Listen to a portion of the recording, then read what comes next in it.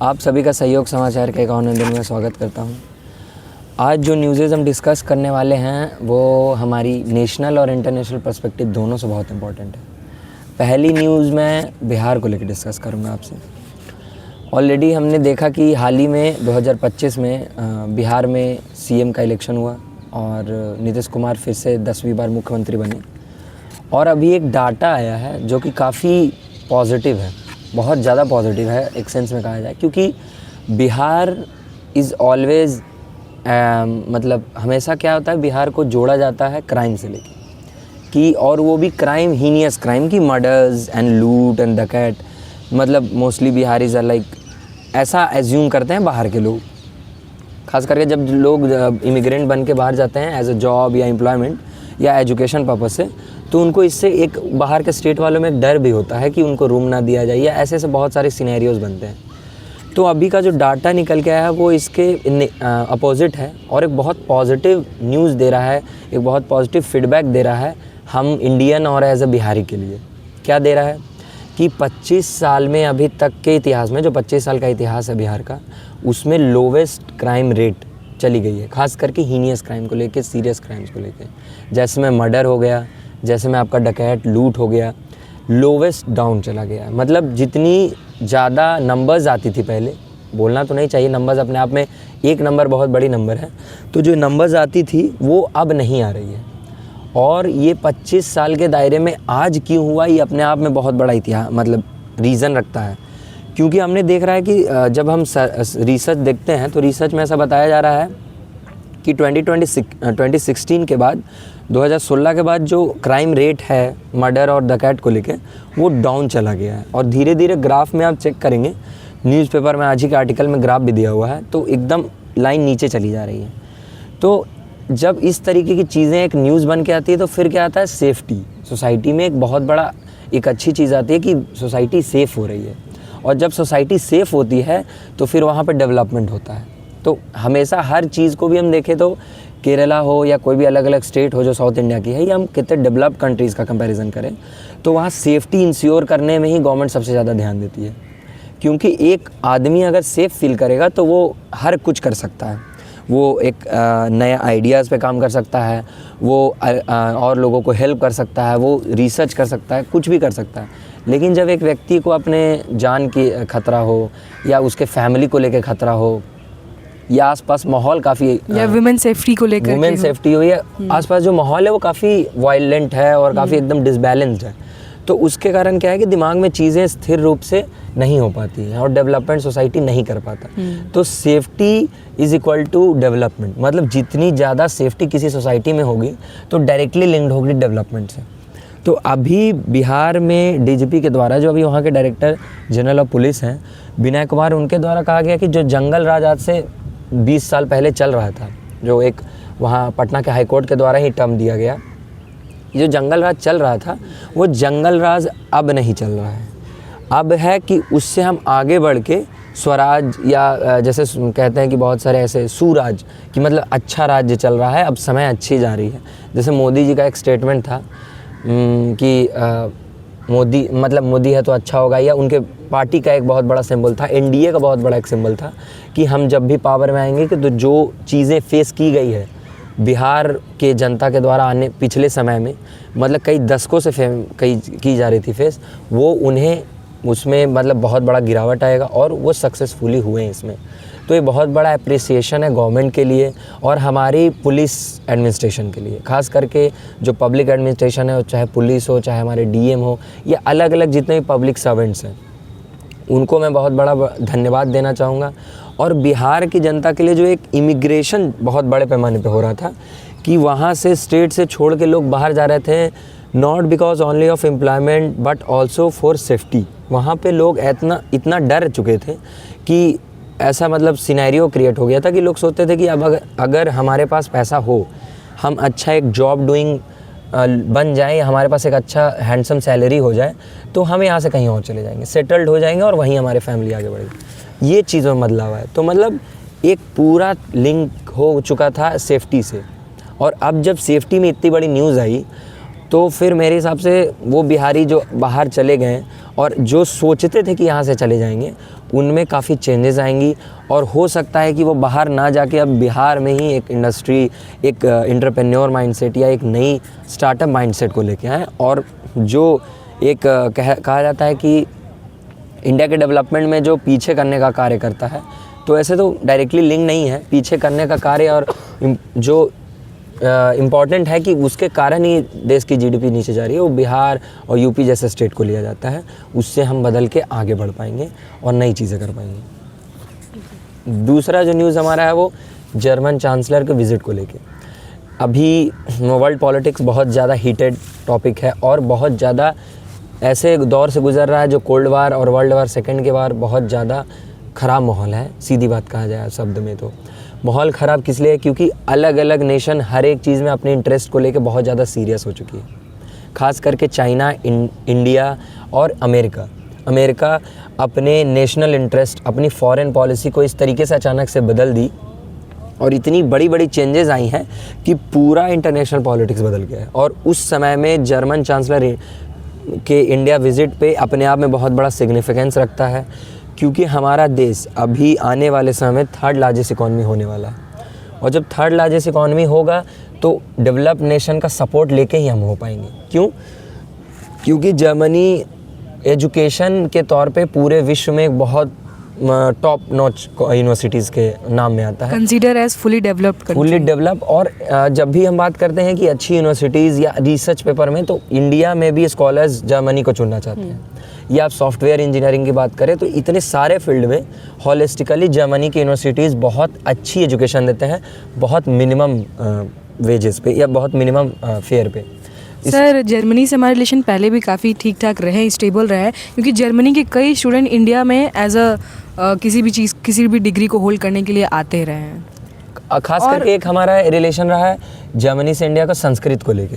संस्कृत एक ऐसी लैंग्वेज है जो हमारे देश में बोली जाती थी, लेकिन अब ऐसी लैंग्वेज बन चुकी है जो बाहर के डेवलप नेशंस भी उसको पढ़ रहे हैं और उस पर रिसर्च कर रहे हैं। और नई नई रिसर्च आ रही हैं कि संस्कृत पढ़ने से मेंटल स्टेबिलिटी आती है एंड ऑल, और भी बहुत अच्छी अच्छी चीज़ें। तो ये सब चीज़ें ये दिखाती हैं कि जर्मनी से हमारा एक डिप्लोमेटिक रिलेशन बहुत पहले से था, और अभी उनका आने के बाद इंडिया के स्किल लेवल को लेके, सबमरीन्स को लेके और बहुत सारी चीज़ें जो मैम बताएंगी उनको लेके काफ़ी सारी डील्स की गई। और उस डील होने के कारण क्या होगा कि हमारे देश में जो एक बहुत बड़ी यूथ है जो एम्प्लॉयबल है, लेकिन हमारे यहाँ उस लेवल की नीड नहीं है एम्प्लॉयबिलिटी की, या उस वेजेस नहीं मिल पा रही हैं उनको, तो वो जर्मनी की तरफ रुख कर सकते हैं। और एक रेमिटेंस जो इंडिया टॉप लेवल पे पहले से पा रहा था विश्व से अलग अलग कंट्रीज से, वो एक और उसमें बढ़ोतरी होगा। फिर हमारा एक सोसाइटी टू सोसाइटी रिलेशन बढ़ेगा। इसके कुछ की आउटकम्स है जो हमें एज ऊपर से हम कंसीडर करते हैं, जो न्यूज़पेपर में भी आए थे। The first one is visa free transit. Visa free transit sir ये होता है कि अगर हम एक बहुत ही आम भाषा में बताएं कि अगर हम एयरपोर्ट पे रुक गए हैं जर्मनी के फॉर एनी रीज़न, तो हम वहाँ पे 18 या 19-20 घंटे के लिए वहाँ से हमें फ्री वीज़ा मिल सकता है और हम जर्मनी को एज विज़िट करके आ सकते हैं। दूसरा ये है सर कि setting up track 1.5 foreign policy and security dialogue. The third one is bilateral dialogue mechanism in Indo-Pacific ties, like China's के जो एरिया है उनके इन्फ्लुएंस के लिए बात करी गई है। And the fourth one is launch of battery storage working group. I mean इस टाइम इन इंडिया हमें ये चाहिए कि हम एक इलेक्ट्रिक व्हीकल्स की तरफ मूव ऑन करें। जैसे कि आप हमारे AQI रेट को देख रहे हैं, हमारे बढ़ते हुए पॉल्यूशन के चीज़ों को देख रहे हैं, तो इसलिए भी ये सारी चीज़ें काफ़ी सिग्निफिकेंट होती हैं हमारे लिए। बैटरी के रिलेटेड जो चीज़ें मैम ने बताई उसके रिगार्डिंग सबसे इम्पोर्टेंट बात ये आता है कि जर्मनी इकलौती ऐसी देश है जो हाइड्रोजन को लेके अपने देश में काफ़ी सारे नए डेवलपमेंट्स किए हैं। यानी ऐसे बसेज उन्होंने बनाई हैं जो हाइड्रोजन चलती हैं, या अलग अलग नई नई टेक्नोलॉजीज़ जो एक तरीके से रिन्यूएबल एनर्जीज़ में आती हैं। ऐसी एनर्जी जो इन्वायरमेंट को सपोर्ट भी करती है और हमारे डेवलपमेंट को भी सपोर्ट करती है। तो अपने आप में जर्मनी से हम इस तरीके की टेक्नोलॉजी जब अपने देश में लेके आएंगे तो हमारे देश के जो सबसे बड़ी प्रॉब्लम है पॉल्यूशन, क्लाइमेट चेंज और पॉपुलेशन को मैनेज करना, वो हो पाएगा। और जर्मनी जो एक सिग्निफिकेंट रोल प्ले करता है यूरोपियन यूनियन में, उससे भी हम इंडिया में एक बहुत अच्छा कह सकते हैं हमारा एक सिग्निफिकेंस रहेगा। क्यों?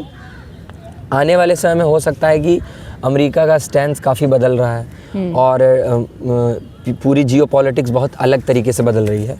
तो इस समय में इंडिया अमेरिका से जितने अच्छे लेवल पे हमारी फ्रेंडशिप थी या रह चुकी थी या रह रही है, शायद वो ना हो। तो इंडिया और अलग अलग डेवलप इकॉनमी जो 100% डेवलप्ड है एजुकेशन से और अलग अलग सोसाइटी बेसिस पे भी, इंफ्रास्ट्रक्चर से भी, तो उनसे हम एक अच्छा अपना स्ट्रेटेजिक पार्टनरशिप कर सकते हैं। और फ्री ट्रेड एग्रीमेंट जो कि बहुत इंपॉर्टेंट रोल प्ले कर रहा है अभी, क्योंकि अब ऑलरेडी मैं एक इसमें एक और आर्टिकल जोड़ना चाहूँगा कि 50 से 500% तक का टैरिफ लगाने का इंडिया, ना कि इंडिया बल्कि बाकी स्टेट कंट्रीज़ पे भी अमेरिका के एडमिनिस्ट्रेशन से कहा गया है। ओवरऑल देखा जाए तो सर कि अमेरिका का ये बिहेवियर हमारे लिए हमारे लिए एक इम्पॉर्टेंट एस्पेक्ट है। अगर हम हमेशा नेगेटिविटी पे ही ना जाएं और एक पॉजिटिवली देखें, तो हम अब इंडिया यूरोपियन यूनियन की तरफ बढ़ने लगी है, यूके की तरफ हेड करने लगी है और अमेरिका के अलावा बहुत सी चीज़ों पर ध्यान देने लगी है, जो कि हमारे लिए बहुत ही अच्छी बात है इस टाइम। मतलब सबसे इम्पॉर्टेंट बात यही है कि मैम ने बताया जैसा कि इंडिया की डेवलपमेंट अलग अलग कंट्रीज़ के साथ होगी और रिलेशन के रिगार्डिंग, तो उससे क्या होगा कि हमारा जो एक पहले लिमिटेड कंट्रीज़ से रहता था फ्रेंडशिप या रिलेशन रहता था, वो एक बहुत बड़े पैमाने पे बढ़ेगा। बिल्कुल। और बढ़ने के कारण क्या होगा कि हमारी ट्रेड भी बढ़ेगी और हम जो एज मोस्टली जो स्टूडेंट्स होते हैं वो रुक करते हैं अलग अलग कंट्रीज़ को लेके, एजुकेशन को लेके, उसमें भी एक हेल्प और एक कह सकते हैं लिबर्टी मिलेगी।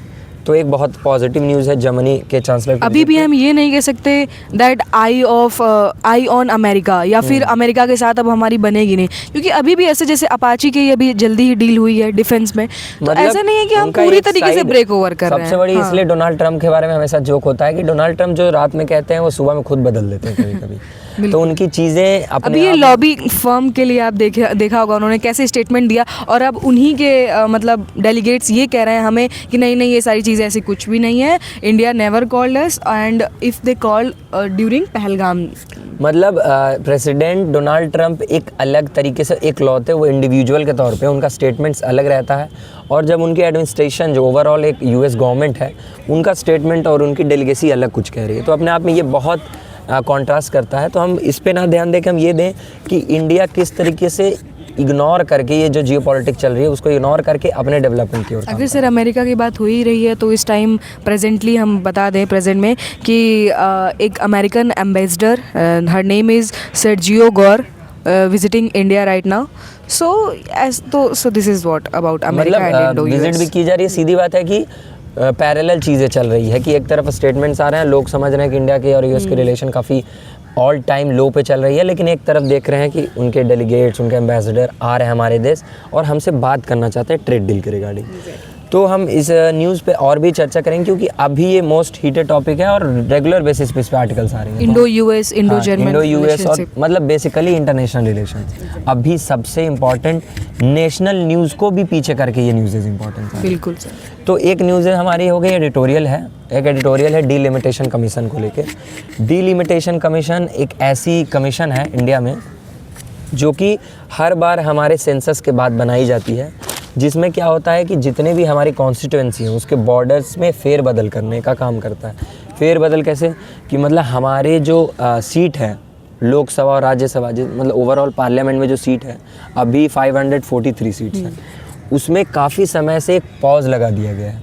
उसको बढ़ाना है लेकिन बढ़ा नहीं रहे। क्योंकि एक बहुत बड़ा डिवाइड है north India versus south India, या मैं कहूँ नदर्न इंडिया के स्टेट्स में और सदर्न इंडिया के स्टेट में। क्योंकि जो सदर्न इंडिया के स्टेट्स हैं आज़ादी के बाद अभी तक उन्होंने अपने पॉपुलेशन कंट्रोल में बहुत अच्छा पॉजिटिव किया। मतलब पूरे कंट्री में अगर जो हम देखें मोस्टली जो पॉपुलेशन कंट्रोल स्टेट्स हैं जो कर पाई हैं इस चीज़ को अचीव, वो साउथ में है, और जो इसके विपरीत है जो नॉर्थ इंडिया में यूपी, बिहार, ये सारी स्टेट इससे विपरीत, यानी इनके पॉपुलेशन में बहुत बड़ा इंक्रीज़ आया है। इसके कारण क्या होगा, जो डीलिमिटेशन कमीशन का रूल है कि उस पॉपुलेशन के हिसाब से कॉन्स्टिट्यूएंसी उस स्टेट को मिलेगी। यानी अगर बिहार को अभी 40 सीट्स मिली है पार्लियामेंट में, तो वो 40 से बढ़ा के और ज़्यादा मिलेगा। क्यों? क्योंकि बिहार का पॉपुलेशन एक समय में 10 करोड़ था, तो अभी 15 करोड़ से ऊपर चला गया है। तो इसके आधार पे साउथ इंडिया कह रहे हैं कि हमारा रिप्रेजेंटेशन पार्लियामेंट में और कमेगा। ये पहली बात। और दूसरी बात, हमारा फाइनेंस कमीशन भी पैसा इस तरीके से अलाउड करता है गवर्नमेंट को on the basis of population. तो पॉपुलेशन एक अपने आप में जो पॉजिटिव होनी चाहिए थी कम करना, वो नेगेटिव हो रही है साउथ इंडिया के लिए। कि वो एक तो पहले बात ध्यान दे के अपने अलग अलग मूवमेंट्स करके पॉलिसीज़ लाके अपने पॉपुलेशन पे कंट्रोल कर रहा है या बैलेंस कर रहा है, और उल्टे साइड नॉर्थ इंडिया में ये इसका अपोजिट देखने को मिल रहा है, तब भी उन्हें सपोर्ट, उन्हें पैसा ज़्यादा मिल रहा है।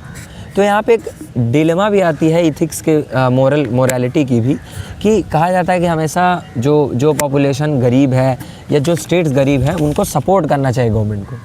तो यहाँ गवर्नमेंट, सबसे बड़ी डिबेट भी यहाँ छिड़ी हुई है कि गवर्नमेंट यहाँ सपोर्ट करे या ना करे, और सपोर्ट करे तो जो स्टेट्स हैं साउथ इंडिया के, उनके लिए बहुत बड़ा बैकड्रॉप होगा, और वो हो सकता है कि सेंट्रल से मतलब उनके जो कनेक्शन है वो ख़राब हो जाए। उन्होंने तो नेशनल इंटरेस्ट पे काम किया है, but what centre is doing right now, ये चीज़ को हमें अभी अगर कह सकें कि इस पे हम क्या कर सकते हैं, या फिर हम तो इस पे कुछ नहीं कर सकते हैं, बट गवर्नमेंट को इस पर क्या सोचना चाहिए, तो वो चीज़ भी हमारे अंडर कंट्रोल नहीं है। बट इस पे सिर्फ यही कर सकते हैं कि इसको हम एक गहराई से देखें, क्योंकि कुछ भी होगा सर, तो चाहे वो नॉर्थ हो या साउथ हो, जैसे आपने कह ही दिया कि डिवीज़न है कुछ, वो डिवीज़न नहीं है। We all are Indians and we all are same, हमारे सेम कॉन्स्टिट्यूशनल राइट्स हैं, और हमारी वोटिंग और सारी चीज़ें सेम है। तो इन सारी चीज़ों में हमें डिफरेंस नहीं करना चाहिए, हमें उनकी भी स्टेट गवर्नमेंट का सुनना चाहिए, और सेंटर को भी अपना पर्सपेक्टिव रख करके एक बहुत ही एज अ नेशन इंटरेस्ट हमें इसे देखना चाहिए। इस एडिटोरियल में राइटर भी यही कह रहे हैं कि री इमेजिनिंग डिलिमिटेशन कमीशन, की वापस से कॉन्स्टिट्यूंसीज़ को री इमेजिन किया जाएगा। जो पार्लियामेंट सीट्स हैं अलग अलग, वापस से उसको किस तरीके से बनाया जाएगा, क्योंकि अभी तक सरकार ने इस पे पॉज लगाया हुआ है, इसको इग्नोर करते चले आ रहे हैं। जब हम बात करते हैं इंदिरा गांधी गवर्नमेंट के बाद, इंदिरा गांधी ने भी इस पे पॉज लगा दिया कि ना सीट बढ़ेगी ना घटेगी। फिर उसके बाद चीज़ें आई राजीव गांधी, फिर राजीव गांधी से अटल बिहारी वाजपेयी। तो मतलब जितने भी अलग अलग गवर्नमेंट है, कई सालों से, कई दशकों से एक्शन नहीं लेना चाहते हो, क्योंकि बहुत सारी चीज़ें, वो प्रॉब्लम और बढ़ते जा रहा है। एक समय इस प्रॉब्लम के कारण विस्फोट होगा। जैसा कि मैम ने कहा, इंडिया एक बहुत मैं शब्द, क्या पता मेरे शब्द कुछ कटाक्ष हो या अलग हो, लेकिन इंडिया नो डाउट एक बहुत बड़ी यूनाइटेड कंट्री है, और आज भी है। लेकिन जो एक सेंस थोड़ी बहुत जो आती है डिवाइड की साउथ के कारण, वो ऑलरेडी आती है लैंग्वेज को लेके। लेकिन जब ये सब चीज़ें आती हैं कि फाइनेंस कमीशन, पहली बात तो जीडीपी में बहुत बड़ा सपोर्ट ही महाराष्ट्र, तमिलनाडु ऐसे स्टेट्स का रहता है, और जब वो सपोर्ट कर रहे हैं, जब वो पैसा जीडीपी में अपना सबसे ज़्यादा दे रहे हैं, तो जीडीपी का जो सबसे ज़्यादा रिटर्न जा रहा है वापस से, जब स्टेट्स को बढ़ता है वो पैसे, तो वो चला जा रहा है नॉर्थ इंडिया में, क्योंकि उनको नीड भी है। They are poor country, poor states, और वो उन काफ़ी सारे अलग अलग प्रॉब्लम से जूझ रहे हैं। लेकिन यहाँ पर एक बैलेंस क्रिएट करना पड़ेगा हमें, कि सारे अलग अलग स्टेट के CMs या जितने भी अलग अलग मिनिस्टर्स हैं, उनसे बैठ के सेंटर यहाँ पे बात करे या सुप्रीम कोर्ट बात करे, और उनको ऐसा रास्ता निकले, मिडिल पाथ, जो कि दोनों को बैलेंस कर पाए। जैसे मैं सबसे बड़ा बात कह सकते हैं अमेरिका में जो पार्लियामेंट है, उसकी सीट 50 स्टेट्स में पर स्टेट को 2 सीट्स दी गई है। चाहे वो पॉपुलेशन कितनी ज़्यादा हो, ये लैंड के हिसाब से कितनी ज़्यादा हो, वो मैटर नहीं करता, वहाँ हर एक स्टेट को 2 सीट्स मिली है। अगर हम इस तरीके, ये सेम चीज़ें तो हम अप्लाई नहीं कर सकते इंडिया में, लेकिन इस तरीके की चीज़ों पे ध्यान देंगे और इस तरीके की चीज़ों से रेफरेंस लेके इंडिया में करेंगे, तो जो 2028 में जो सेंसस का रिज़ल्ट आने वाला अक्टूबर में, अभी आर्टिकल में ही लिखा गया कि एक्सेप्टेड डेट है, तो जो आएगा और उसके बाद डिलिमिटेशन कमीशन होगा, तो जो प्रॉब्लम अभी से चल रही है वो प्रॉब्लम बढ़े ना, उल्टा सही से सॉल्व हो पाए। तो दूसरा न्यूज़ जो है वो है बंगाल इलेक्शन के रिगार्डिंग। बंगाल इलेक्शन ऑलरेडी एक, मतलब इलेक्शन हमारे हीटेड टॉपिक रहती है, और हमेशा कई सारी ऐसे न्यूज़ें निकल के आती है कि इलेक्शन आया है तो आपस में जो पावर पार्टी है सेंटर में, या जो पावर स्टेट पार्टी है, जैसे बिहार में सेम चीज़ें चल रही थी, अभी बंगाल को लेके है। बंगाल में ममता बनर्जी के द्वारा अलग अलग बयान दिए जा रहे हैं, ऐसे ऐसे एक्शंस किए जा रहे हैं जो कि CM नहीं, ऐसा लग रहा है कि कोई खेल चल रहा है, एक गेम प्ले चल रहा है, कि सेंटर कोई एक्शन ले रही है, उस एक्शन का रिएक्शन स्टेट में दिख रहा है। क्या रिएक्शन दिख रहा है कि ED के द्वारा, जो कि कहा जाता है कि सेंटर के अंदर है, लेकिन ED अपने आप में एक अलग इंडिपेंडेंट हमारे इंस्टीट्यूट है। लोग इसे देख रहे हैं कि centres institute versus state police या स्टेट मिनिस्टर्स या स्टेट गवर्नमेंट। Yeah. तो यहाँ पे क्या देखा जा रहा है कि ईडी के द्वारा रेड मारी जा रही है एक स्थान पे, एक एग्जाम्पल है, और वहाँ पे रेड मारने के बाद जो कि ममता बनर्जी की फंडिंग कंपनी है, जो फंड करते आई कंपनी उनको है और उनकी पार्टी के इम्पोर्टेंट लीडर से बहुत मतलब जुड़ी हुई है और वो वहाँ पे उनकी आवाज़ भी है। तो ममता बनर्जी अचानक से उस जगह पे जाती है और वो कुछ फाइल्स को उठा के बाहर ले आती है। फिर उनके मुंह से अलग अलग ऐसे शब्द निकलते हैं हमारे होम मिनिस्टर्स के लिए या हमारे पावर में जो अभी गवर्नमेंट है, पार्टी है, उनके रिगार्डिंग, कि एक बहुत बड़ा क्वेश्चन खड़ा करता है कि किस तरीके से हम जब बात करते हैं फेडरलिज्म की या क्वासी फेडरलिज्म, जहां सेंटर और स्टेट दोनों साथ में गवर्नमेंट चलाएगी, दोनों एक पैरेलल वे में चलाएगी, और यहाँ पर जो मध्यस्थता का काम करेगा वो हमारा कॉन्स्टिट्यूशन करेगा। सर, लेकिन यहाँ पे एक बात ये भी आती है कि क्या ईडी को या सीबीआई को या जो हमारे प्रेस्टीजियस इंस्टीट्यूशंस जिस पे हम क्वेश्चन नहीं लगा सकते, लेकिन क्या ये एक बड़ी सी अलग सी सोचने वाली बात नहीं है कि जब इलेक्शन के टाइम ही ऐसे, जो कि ममता बनर्जी अभी पावर में है, उनके फंडिंग कंपनी पे और उनके ऐसे नेता लोग, अरे सर आप समझिए कि हर एक कोई भी इंडिया में कोई भी काम होती है, कोई भी बड़ी कंपनी होती है, आपको नहीं लगता कि उसमें करप्शन नहीं होगा करप्शन, बट आपको नहीं लगता कि इस टाइम इलेक्शन के ड्यूरिंग ईडी को वहाँ पे रेड मारनी चाहिए थी या फिर ऐसे एक्शंस आने चाहिए थे? मतलब यहाँ पर दोनों तरफ से ये चीज़ें हैं। ये बात सही है कि इलेक्शन के टाइम ही क्यों मारा गया, अपने आप में बहुत बड़ा क्वेश्चन है। लेकिन एक और बात कि ममता बनर्जी के उस डॉक्यूमेंट में ऐसा क्या था कि सीएम को खुद आना पड़ा और सीएम खुद जाके वो डॉक्यूमेंट को बाहर निकाले। यहाँ पे मोटा मोटा ये हो रहा है कि ईडी वर्सेस स्टेट या आने वाले समय में और अलग अलग या फिर ED versus TMC we can say ED, या कह सकते हैं कि सेंट्रल इंस्टीट्यूट, जैसा कि आपने पहले कहा कि central institute versus state institute या स्टेट पुलिस, स्टेट एडमिनिस्ट्रेशन। तो ये जो वर्सेस है, ये वर्सेस शुरुआत से चलते हैं। लेकिन जो एक अभी क्या हो रही है कि इंडिया में जो मोस्टली स्टेट्स हैं वहाँ पावर में इकलौती ऐसी पार्टी है बीजेपी, और सेंटर में भी पार्टी मेजॉरिटी में तो नहीं है, लेकिन एनडीए अलायंस ही बीजेपी का अलायंस है, जो सबसे बड़ा पार्टी है उस अलायंस में। तो जो एक इंडिया में एक समय इतिहास था, आज से हम इंदिरा गांधी मैम के टाइम पे बात करेंगे, तो जब वो पीएम थी तो कांग्रेस भी एक तरीके से इसी तरीके से था इंडिया में लगभग स्टेट में कांग्रेस पावर में था। तो कहा जाता है कि हिस्ट्री रिपीट इटसेल्फ, अभी इंडिया में भी सेम चीज़ें रिपीट हो रही है। But on that time also we don't want कि कांग्रेस ऐसी चीज़ें करे, और अभी भी हमें ये नहीं चाहिए कि बीजेपी ऐसा काम करे। Why we need to compare, जब ये चीज़ गलत ही है तो नहीं, मतलब we need free and fair election, और ये भी है कि we need also no violence here, कोई वायलेंस की ज़रूरत नहीं है, आप आराम से वोट करो। अच्छा सर, ये भी बहुत बड़ी बात है कि अभी जल्दी ही कलकत्ता में ही ये बेटी बहन वाला जो योजना था, उसमें उन्होंने कहा कि संक्रांति के पहले एडवांस में हम आपको पे करना चाहते हैं।